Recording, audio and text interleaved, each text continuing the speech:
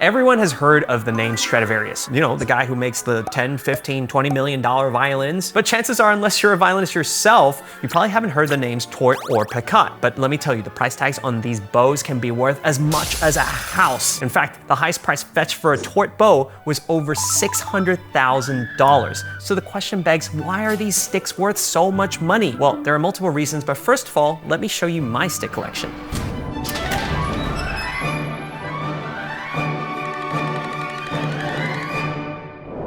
All right, welcome to my stick collection. We're gonna start with this one. This one is made by Grande Dame. He's a French bow maker. And this one's just shy of 100,000. This one, I actually don't know the maker. It was a part of a violin from Kennedy Violins. So the violin was only worth $350. So this bow can't be worth that much. Yeah, this one is a hill bow. This one is really great. I think I bought it for about like only $6,000. This one is, I don't have a certificate for it, but it's made by violins workshop. It's like around like, I would say $12,000. This one was given as a gift. I think Coruscant sent it. It's a carbon fiber bow. I think they priced this one around like 200 bucks.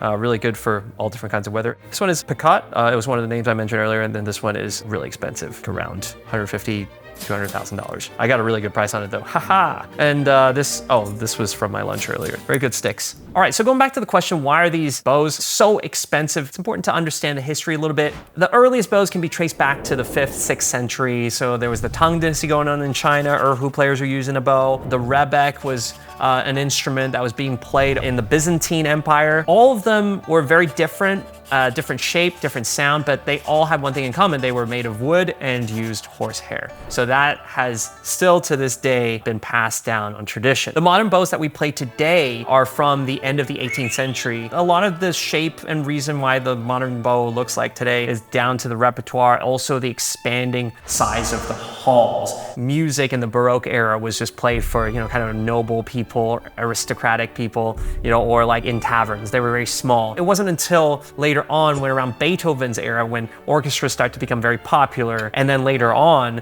you know, around like early 20th century, when classical music really exploded and people loved listening to it, loved playing it, there were more orchestras, more players, and therefore more demand. When the demand started soaring, people started to realize, oh, certain bows sound different. Bow is kind of like, I guess, a key to the sound. You can have a great instrument, but if you have a bad bow, it's not gonna unlock all of the sound. Let me give you a demonstration right here.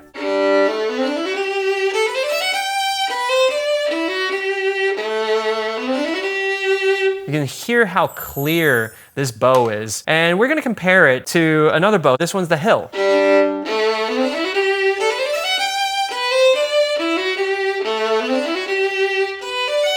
See, I don't know if you can hear over the mic, but it's definitely a little different. The sound projection was something that a lot of players were all vying for, right? Which bow could give you the most projection so that it could project not only your sound, but also your emotions? Remember, the Romantic period had already happened. And it was right around the end of this when people realized, oh my gosh, the music has changed. I'm not just playing dances, right? Like, now it's the time to play really long phrases. We've got, you know, Mahler going on. We've got Strauss. That bow shape was changed by Tourte. He changed the shape of the bow from an arch into a concave arch. That way you could actually bounce the bow, you know, and you could also then pull the sound, and at any given point, the sounding point was exactly where you needed it, as opposed to pushing the bows. All right, so you're all probably wondering what the blue-haired bow sounds like up against some of the more expensive stuff.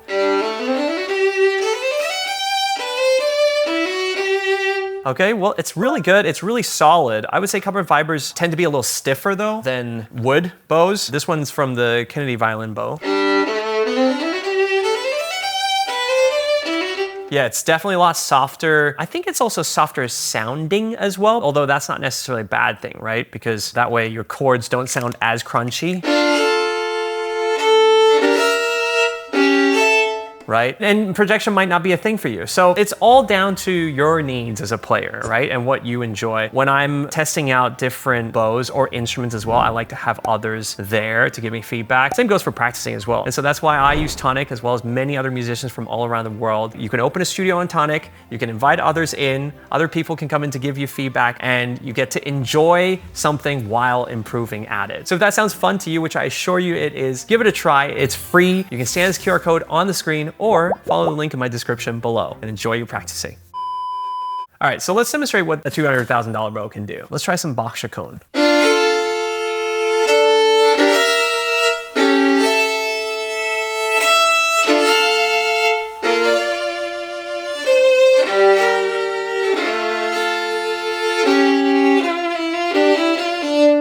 Yeah, definitely got the power. I feel it in the tip as well, especially when I'm like going all the way right here in the bow. That's when I think in other bows, I've found that it starts to like overloaded or crunch, kind of give way. Let's try this one, $350 as part of the package bow.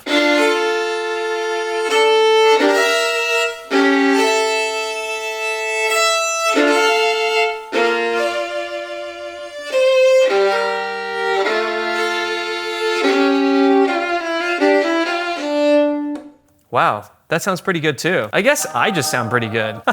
Okay, so jokes aside, you hear that actually the difference is pretty minimal. I would say honestly, after a certain price range, 5% difference. But what I can tell you is that from a player's perspective, it does give you more inspiration. I guess the reason why the price range is so different is because investment. So people started to realize Tourte became the Stradivarius of bow making, and therefore people rushed to invest in these items. So that's the real reason why these bows are so expensive. You know, I never played on expensive bows until more recently. And I have a funny story to share where a former teacher of mine, Shmuel Ashkenazi, Mr. Ashkenazi, if you're watching this video, thank you so much. I was preparing to go to the Queen Elizabeth competition. This was the competition that started my whole career. He said, I'd like to loan you a bow for this competition. You can pick any bow that I have. I've got like 40 bows in a vault in Chicago. So I flew over, he had them all laid out. They ranged from only $3,000, $4,000 all the way to Peccattes. Finally, I picked the one that just for me, unlocked all of my sound. I knew I could do anything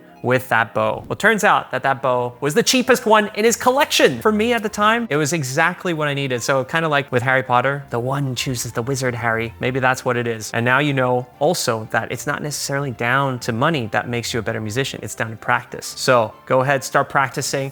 Check out some of these other videos that I've made, which help you practice better. Until then, I'll see you in the next video or in your practice room with Tonic. Bye.